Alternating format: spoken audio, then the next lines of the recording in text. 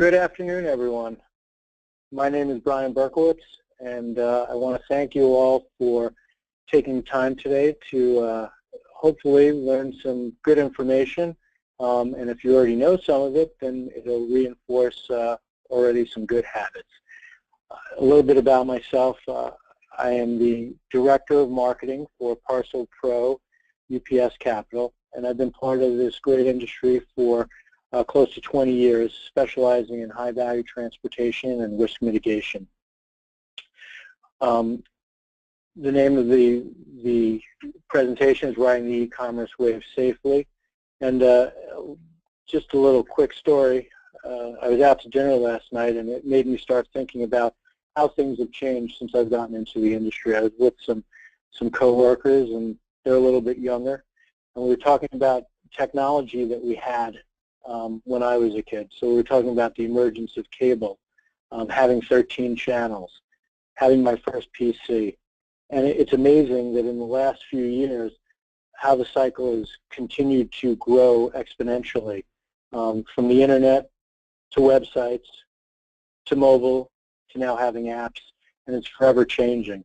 So we're going to go through this, and hopefully, there'll be some really good information that you can take away from it as we move into the holiday season.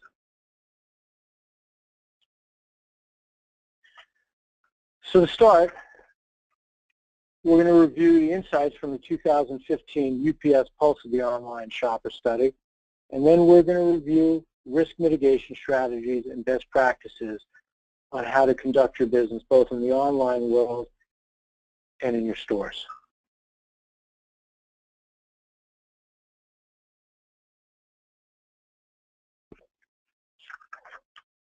So what is the 2015 UPS Pulse of the Online Shopper? Well, UPS uses ComScore, and they look into the insights of the customer's online shopping preferences, and they look at multiple things. The most important things is they look at what their preferences are during the pre-purchase, purchase, and post-purchase phases. So how do they decide to buy? How do they purchase it? And then what happens after the purchase? We're also going to look at how social media and other vehicles drive your sales, both in your store and online. To give you an idea of the core set that we're using here for data, they analyzed 5,100 approximately U.S. online shoppers, and this presentation reflects a subset of that, of luxury non-apparel shoppers. And what that would mean is jewelry, watches, handbags, shoes, designer goods, trending towards Rolexes, Gucci, and other high-end brands.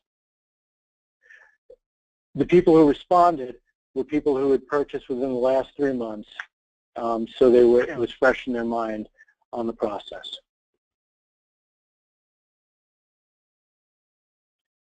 So why are we talking about e-commerce? Well, it's because global e-commerce is exploding. In a 2014 study, as you can see here, it's expected to double from 21 billion to 42 billion. That's a 100% increase. So the better you understand how to sell online and the pitfalls, the more successful you can be.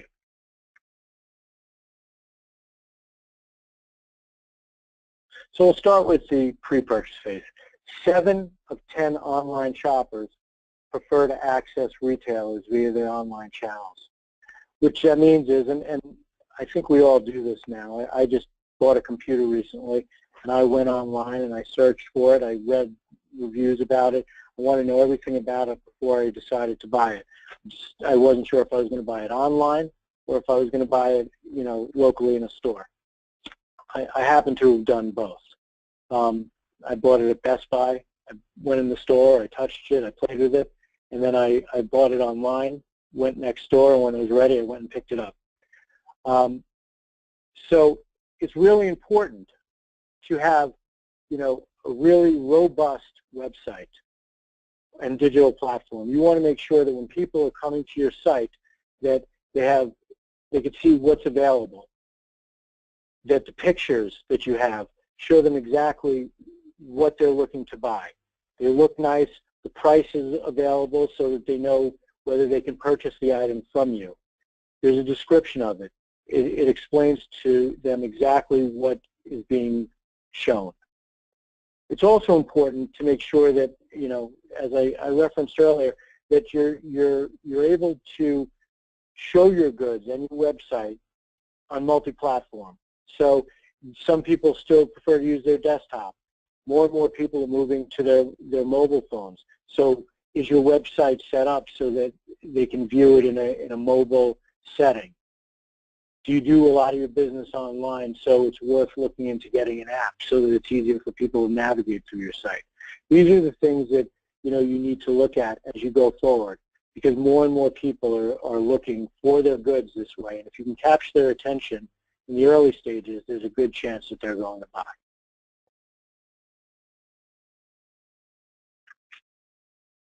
But what influences them? I mean, we're all consumers, so what gets us generally to buy? Well, product reviews. I'll use Amazon as an example. When you go to Amazon and you look for something, let's say it's a mouse, you would look at it and you want to read reviews. Did it last long? Was it good? Was it, you know, it's something that you know, you were going to have for a long time, or was it really inexpensive and you were going to be able to throw it away? So it's really important that you have a space to get feedback. Now with luxury goods, it may not be feedback on the actual item, but in many cases it's feedback on you as a jeweler. And that's equally as important because they want to feel comfortable purchasing from people. And product reviews and online reviews are the best way of going about it.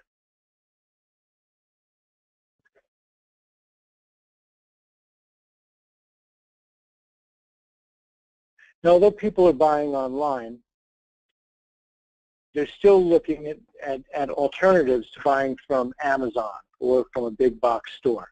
So you need to make sure that you're getting people in the door. So as you see here, you know, why do people go to small retailers as opposed to going to a big either jewelry store or a department store? And 55% of the respondents said that it was because they offer unique products. They have a lot more versatility, and they're more nimble when ordering their product from their vendors. They're able to change their inventory maybe quicker. So keeping it fresh gives you a competitive advantage. And spotlighting this in both your advertising and in your, you know, in your store is very important. 42% like to try new retailers, and 39% want to support the community. So once again, even if you're a small jeweler in a small town and you have a website, you want to make sure that you're telling your story. And you want to give people, even if they live in your community, the ability to look for the items online before they come into your store. And having a unique product and a white glove service, you know, gives you the opportunity to show them that you can enhance the customer experience.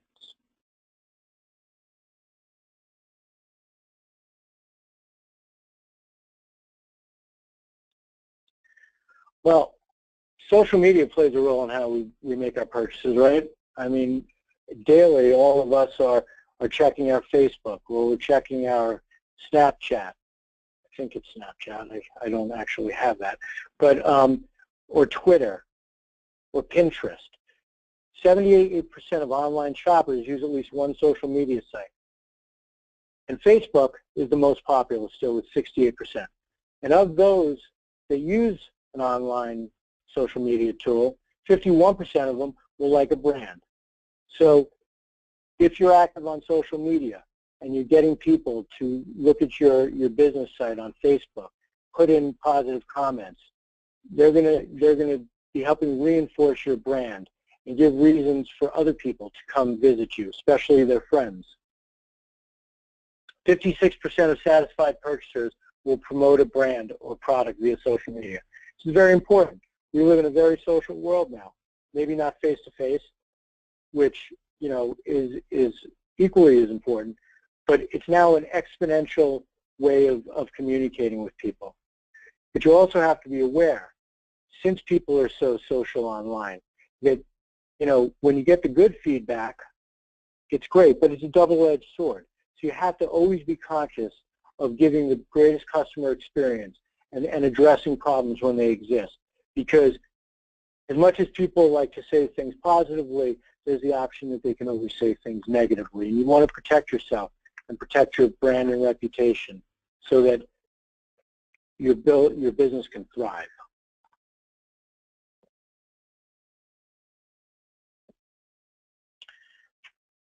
Online advertising.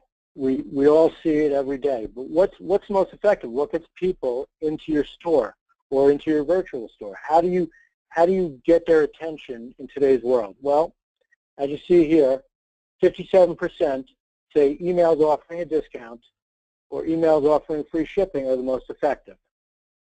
Well, people are price conscious, and we'll discuss that a little bit more later. But you also see that, if you have a store, you can have an event, and that doesn't necessarily mean that your event is in a traditional store. It could be an online event where you're beaming live videos out to your clientele, letting them know that you're having a virtual trunk show, or maybe you're having an actual trunk show. So that's a great way to get people into your store. Text messages. A lot of people don't read emails. I know that millennials, for the most part, communicate, primarily through their text. It's quicker, it's more efficient, and you need to be aware of all these things. But if you look at this 32%, ads that follow you on the internet, you may want to steer away from those because people don't like having them reminded of things that they've been looking at. It doesn't matter if it's jewelry or anything else. It feels like they're being tracked.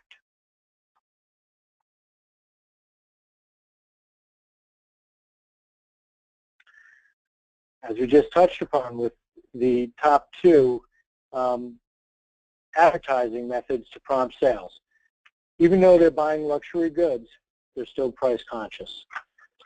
So it's important, when you're trying to engage people online, that you're showing them the information that's necessary to get them both to stay on your site and to purchase from you. If you're not putting product prices on, which 78% say is the most important thing, then there's a good chance they're going to take their business elsewhere, whether it be in the pre-purchasing stage or the purchasing stage. Because if you're not going to get them in the pre-purchasing stage and they're going to abandon it, there's a good chance they're not going to come back to buy it later.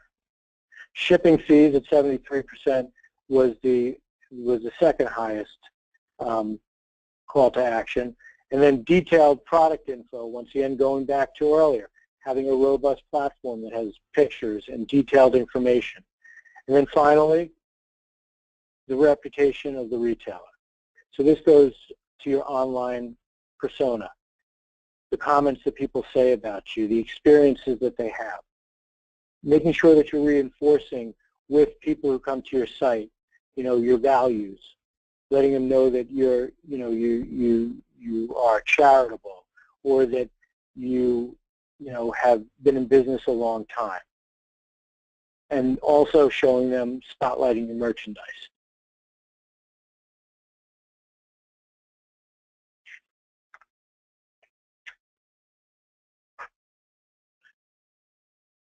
So you need to be conscious of keeping your reputation basically intact on steroids.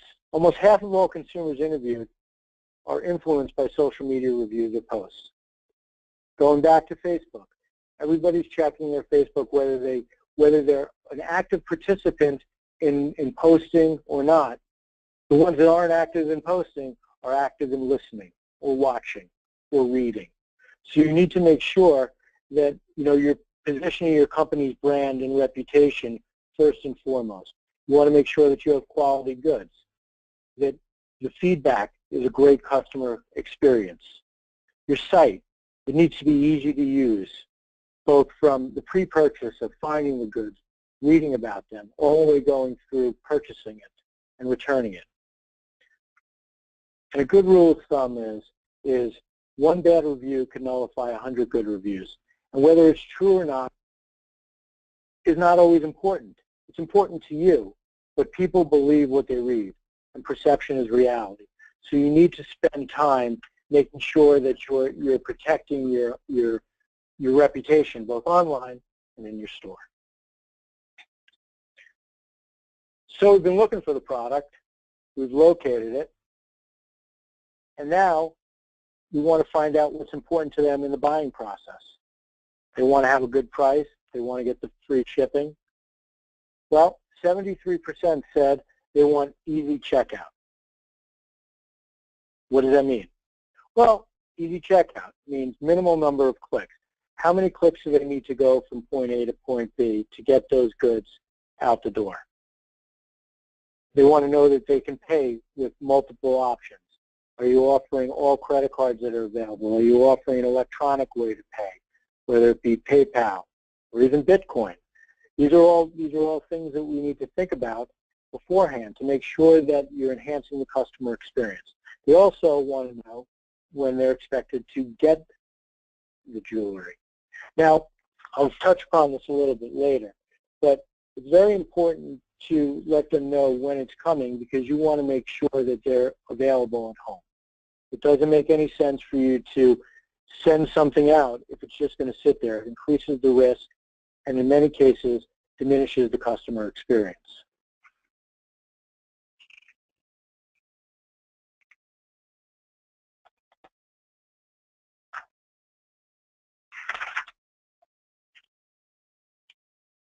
So they purchased it, they received it, maybe they received multiple items and they want to return one of them. Maybe they received it and it wasn't really exactly what they wanted and they want to return it. Well, as we see here, returns are not a bad thing. They're an opportunity to create additional sales and to reinforce the message and the experience with the customer. So 36% ship back to the retailer, but 64% prefer to return to a store. So this is that click and brick type of business model where you're giving them the option, if possible, to come into your store and return it, really reinforce a relationship, sort of like I was saying with my purchasing at Best Buy. I bought it online, but I walked into the store and I ended up buying it and picking it up there. So you want to make sure that you're attentive to their needs and use the return process, as a selling tool. Because when making a return, 80% of the people made a new purchase. So the easier you can make the return process, the better it is for your business. And you have to also remember, we're selling high-value goods, luxury goods. It's different than people who are buying online at, let's say, Amazon or Walmart or any other, standard general good. But even though the experience is different, we're being measured based on their experience and what their expectations are, meaning that people expect things to be easy. They expect to be able to get the stuff returned quickly and without a hassle. So keep that in mind when setting up your online platform and your return process. As we discussed, the returns are an important aspect of the purchase process. Out of the respondents, 55% said that free return shipping would be ideal, and it's important to them. 45% hassle-free, no questions asked policy. 40% easy to print return label. And 39% want to have the label in the box before they even decide whether they want to return it or not. But we also have to remember, going back to my last point, that we're not shipping a sweater.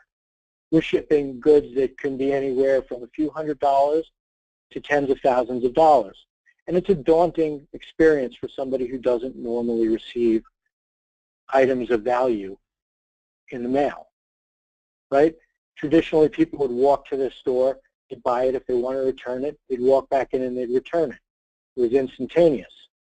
Now, it's a very daunting task to go ahead and take an item of extreme value, put it into a box, and trust it to someone else while it's still considered your merchandise, and send it back. little quick story. I work with someone who doesn't normally buy things of high value, and she had purchased something at a jewelry store in another city. And she came home and realized that there was a problem with it.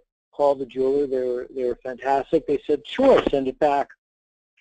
And she said, great. But it sounded great.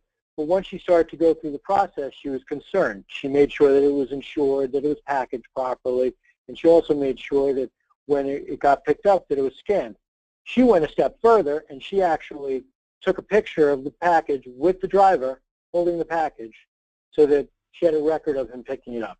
We don't have to go that far, but it's always a good idea to make sure that you realize that for the average consumer, buying something for $10,000 and shipping it back is not the easiest thing to do.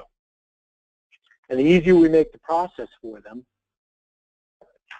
the better customer experience they're going to have.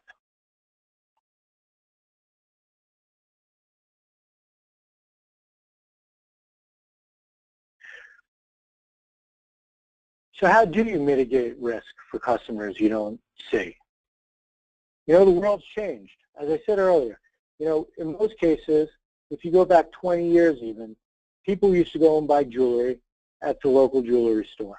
They went in, their grandparents, their parents probably went in and bought their engagement rings, anniversary gifts, and other special, you know, gifts that they wanted to show their, you know, affection. But it's changed. Now, we live in a world where you could be selling to that person online that is in your town. They could be across the country, or they could be on the other side of the world. And because of that, there are some inherent risks that go with it.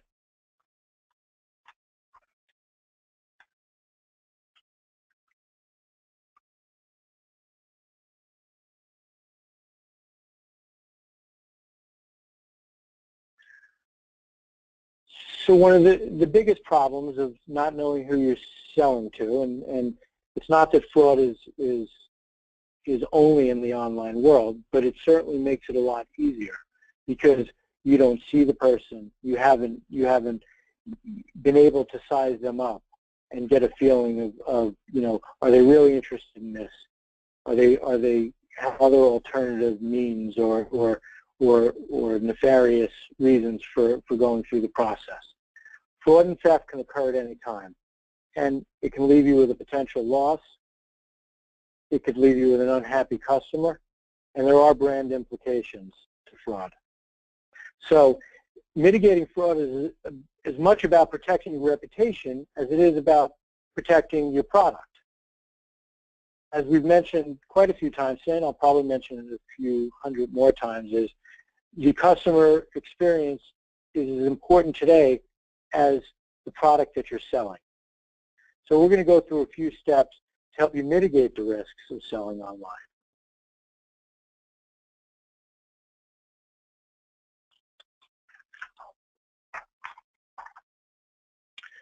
So, proactively identify your risks. What can go wrong? Step back, think. Prioritize. Which risk can cause the most damage to you? Your merchandise, the risk to your reputation, to the client experience, or to even your client.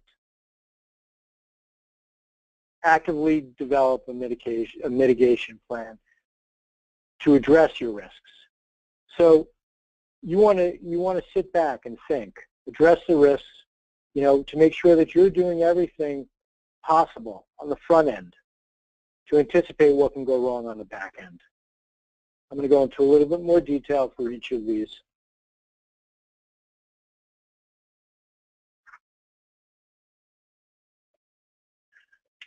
So identify, set aside time to identify your risks, right? Planning. You want to think about it. You want to consider the type of losses that can happen. Yeah, there's transit losses. You're shipping to your customer. You're shipping to your vendor. There's a risk of a loss there. Identity, meaning someone could be using someone else's identity, paying for the goods, but it's not really them. Credit risk. They could be coming even into your store and applying for a credit card under an alias name. Damage to the shipment. It may get there, but maybe something went wrong in the process. Your reputation. You lost your reputation because something wasn't handled properly, even though you did everything you thought you could to help. And just the overall poor experience. Their expectations were different from what was going to happen.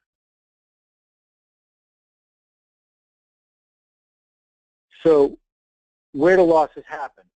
Where do the losses occur? You want to make sure that when you're sending stuff that you have the proper packaging and labeling, proper screening, master tracking. You want to make sure that you're addressing all of these things on the front end. You want to make sure that you're having the proper procedures for a secure drop-off and pickup. So where are you dropping it off? Are you getting it scanned? Are you getting a copy of that scan? So a perfect example, it's not sometimes as simple as it sounds. So secure drop-off and pickup, what does that mean? Well, if a driver comes into your store, make sure that they scan it. Make sure you hear the beep. Make sure that they're scanning every package while they're in your store so that you know and check. Say, how many did you scan? 22? 32, great. You know that everything's in the system. Once it's in the system, they can't back it out. You would have to show there's a paper trail of it. Number two, you're dropping it off. Let's say you're in New York, and it's a little bit later after your courier pickup. You go to the local courier, and you want to drop it off. They say, great, just leave it there, there's a line. You say, no thanks, I'm going to stand here and I'll wait a minute, I don't mind. Take your time. My boss wants me to make sure it gets scanned. Even if you're the boss, they don't know about it. But while you're there, you're making sure that they scan it. Because somebody can easily just pick up that package if it's busy and walk out of the location, especially if it's holiday time. Get the copy of the scan, that way you're protected. Finally, do not use a drop box. If you go to a drop box and drop the package in, sure, you've gotten rid of it, but what happens if it never gets scanned? Let's say someone comes, opens it up, takes it out, it's shaking, rattling, they decide to, keep it. If it never gets scanned, it's never in transit, and most forms of insurance won't cover that. So always make sure you're getting a scan no matter how it's being picked up. And then fraud. Screen the people you sell to. Make sure you're aware of who they are. Make sure that if it seems too good to be true, well, sometimes it is. So if it's an online order and it comes through, call the customer. It's okay to call them and confirm exactly what they want. Get a feel for them. Make sure the payment method is correct. Make sure that the delivery address is correct. Because people are getting used to buying online. They use it as an opportunity to have a touch with another client, to reach out to them, show them that you're aware of the risks of sending it to them and that their package is important. And everything I just said is true, and if somebody's ordering from another country, it's exponentially more important. So it goes back to if it seems too good to be true, it might be. Make sure the payment method matches the delivery address.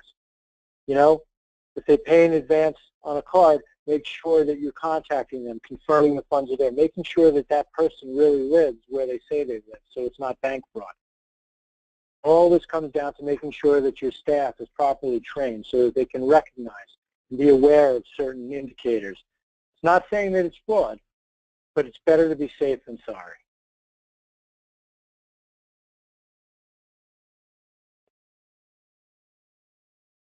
So prioritize. You need to identify what those top risks are, start at the top, and then make sure that you're setting up your plan to take in all those contingencies. You need to consider, frequency. You should not be having a lot of losses going through the system. It's not something that happens all the time. So if you are suffering quite a few losses, then you need to understand why you're having those losses. Are you potentially looking at using a different service level through the courier?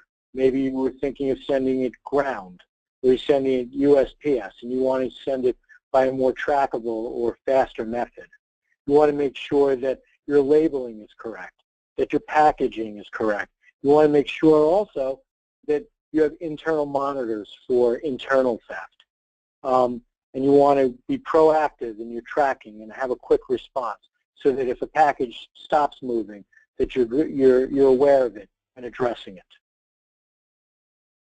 The impact of a loss, what does that mean? Well, do you have coverage on it? What does that loss mean? If you suffer a loss and it's $10,000, you didn't have it covered, how long would it take you to recoup the cost of that item? How many more items do you need to sell to get back that $10,000? Because you already have to pay for it. So maybe you don't have to pay $10,000, but you're paying a portion you owe your vendor the money. So you need to make sure that you're covered and you have the proper value coverage for the loss.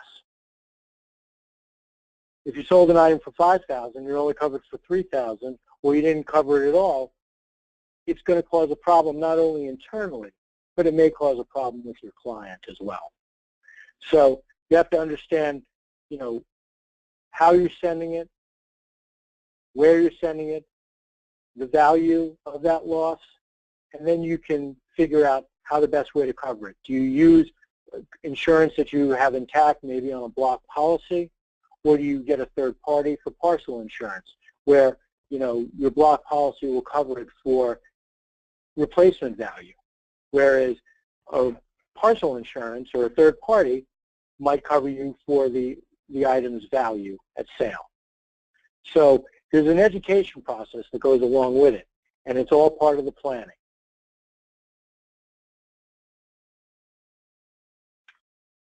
Mitigate.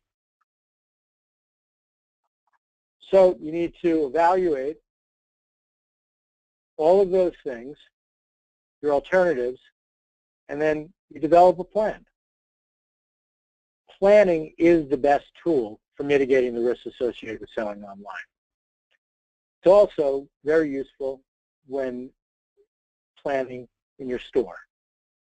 You want to train your employees to identify when a potential sale may not be everything it appears to be. High value, credit card doesn't match the address. Client asks for, a tracking number. You want to offer services that can control the process and give better customer experience at the same time and mitigate the risk. So you want to look for tools that will help you mitigate the risk but not reduce the client experience. At the end of the day, you have your product of value and your customer of value and your reputation of value. And that all starts with properly planning ahead.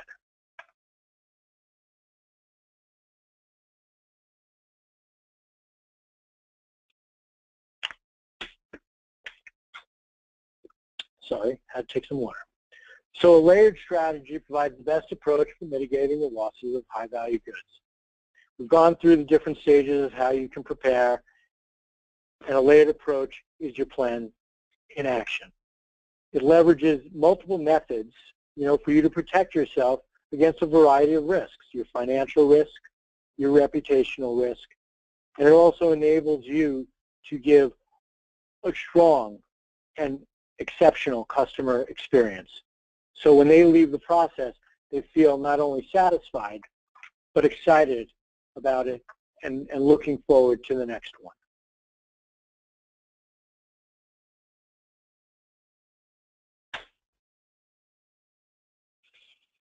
So, written security plan and employee training.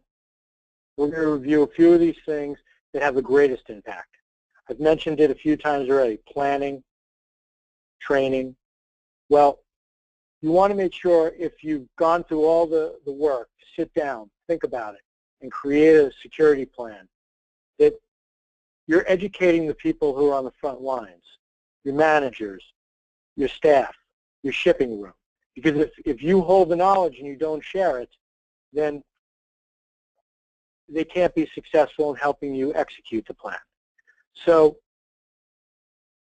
most importantly, train your staff so they're aware of how to protect the company and the client to achieve a positive customer experience. It's no different than when you're training them on what to happen in a robbery. You want to train them on what to do when something doesn't seem right. If somebody's calling asking for information, they may be using social engineering as a tool to gain information about things. So you want to be very conscious of all the things proactively so that you don't have to react to them.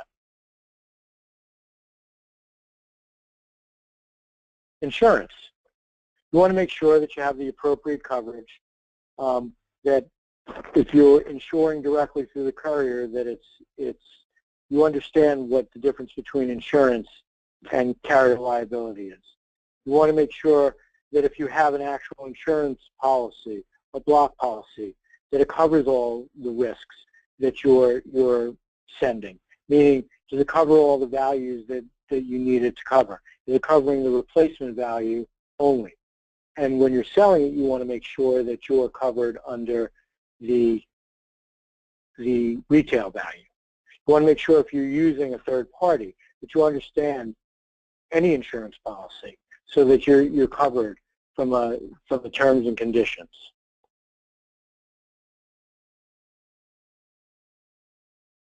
Specialty service providers. This one's a little near and dear to my heart because, you know, Parcel Pro is a specialty service provider.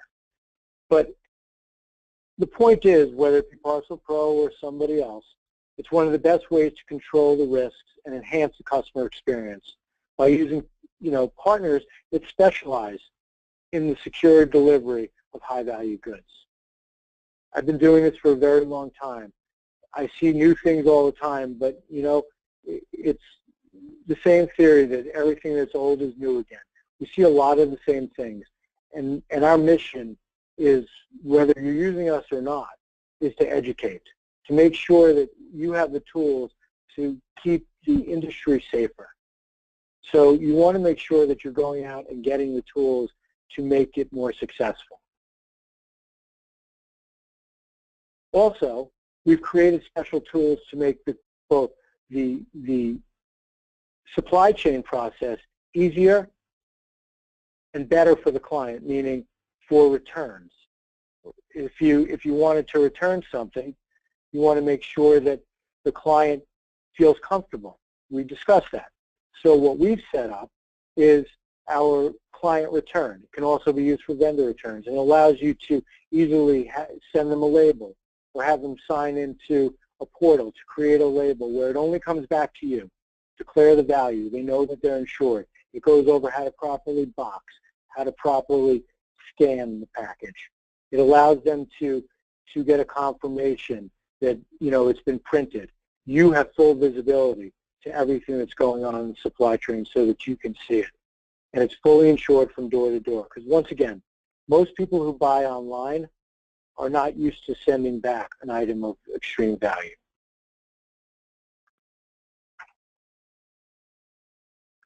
I'm going to go into a few more things that identify, you know, risk mitigation techniques that you can use in your everyday shipping.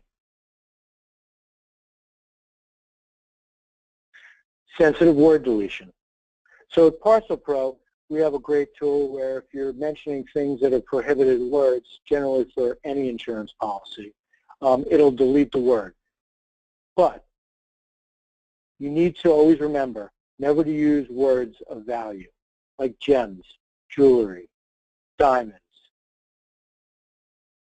When a courier delivers, they deliver to the address, not to the name.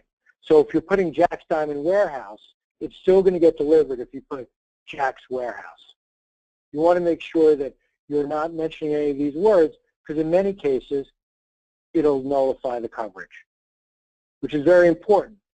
To go back to the training, to make sure that you're training all of your employees, if you're not using a system that highlights the fact that you've used a prohibited word, that they should not use it. Proper labeling. Well, what does proper labeling mean? Well, it means don't use the prohibited words, first and foremost. But it also means using a label that you can affix to the box, meaning a sticky label?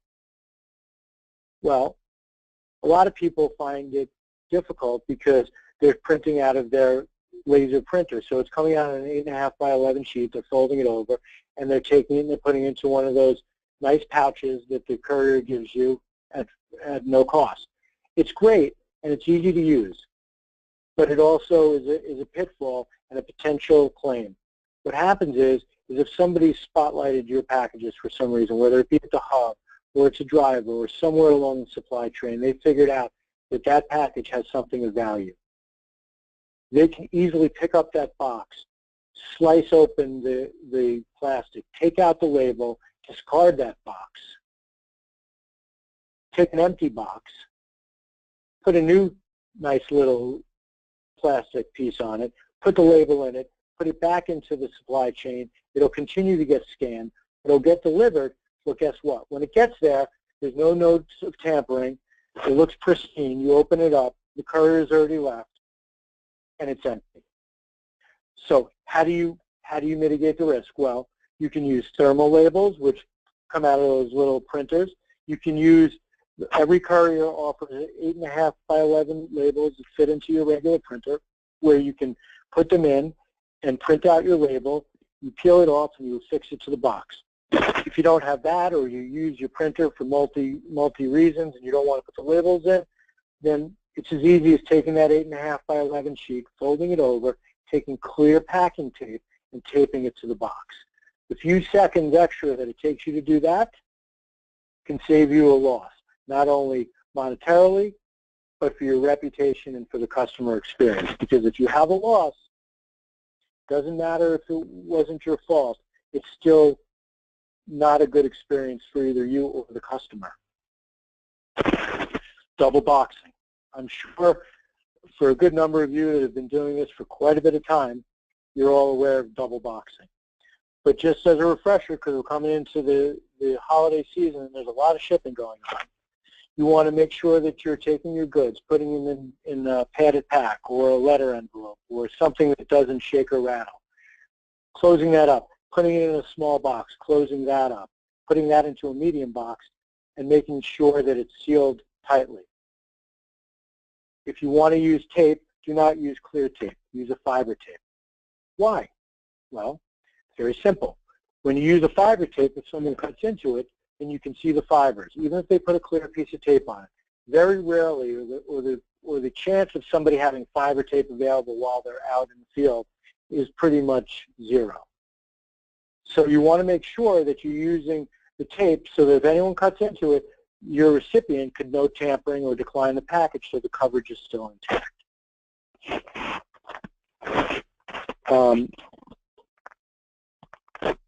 You need to think about these things now before we get into the holiday season.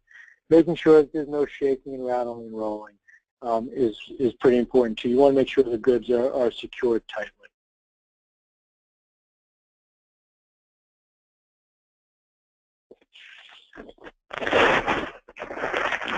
Proactive monitoring. What does that mean? Well, a good rule of thumb is to keep track of the packages that you're shipping. So if you're using a third party like Parcel Pro, we proactively track every single package that goes out.